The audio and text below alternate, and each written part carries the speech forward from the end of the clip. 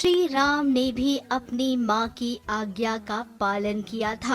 अपनी पत्नी सीता के साथ वो 14 साल के वनवास पर चले गए थे। तो क्या आज कलयुग में भी कुछ ऐसा ही होगा?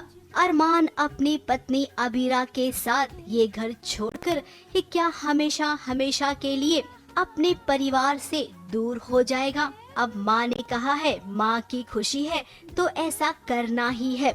देखिए कैसे अरमान और अबीरा घर से विदाई ले रही हैं और खुद उनकी माँ उन्हें विदा कर रही है। अब परिवार वाले रो रहे थे, बिलख रहे थे, क्योंकि कोई नहीं चाहता है कि अरमान अबीरा इस घर को छोड़कर जाएं। और असली ट्विस्ट तो कहानी में अब आया है जब दादी सा की एंट्री हुई है और दादी सा ने यहाँ पर अर्थी मंगवाई है।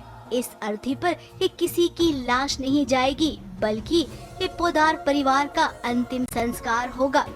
मान और ये लड़की घर छोड़ के चली, हमारा परिवार खत्म हो गया, इसलिए अब इस परिवार का अंतिम संस्कार होगा। अगर बड़े बुजुर्गों को कोई बात समझानी होती है ना, तो सच में वो इस कदर समझाते हैं ना कि जिंदगी भर आप ऐसी गलती दोबारा नहीं करोगे। विद्या के लिए ये सीख है, ये सीख अरमान और अबीरा के लिए है। सही कहा तुमने, बिल्कुल सही कहा। इसमें सिर्फ विद्या की नहीं, तुम्हारे भी हो गई। रातों रात इतने बड़े हो गए हो कि माँ ने कहा घर से निकल जाओ तो चल दिए। अब तुम्हारी ये लड़की और माँ सब कुछ है, हम ये परिवार ये भी रास्ता।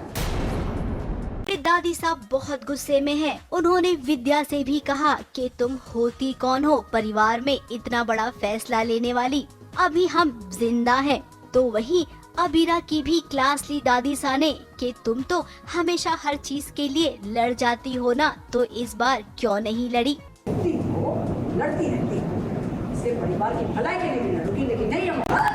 हालांकि अबीरा ने कोशिश की थी माँ को समझाने की, लेकिन इस बार उसकी नहीं सुनी गई। अरमान भी तो दादी सा के दिल का टुकड़ा है, तो अरमान ने भी कोशिश की दादी सा को चुप कराने की, या फिर यूँ कहें शांत कराने की। अब दादी सा ने जो एक्शन लिया उसे मानना तो पड़ेगा। परिवार में हर कोई खुश हुआ।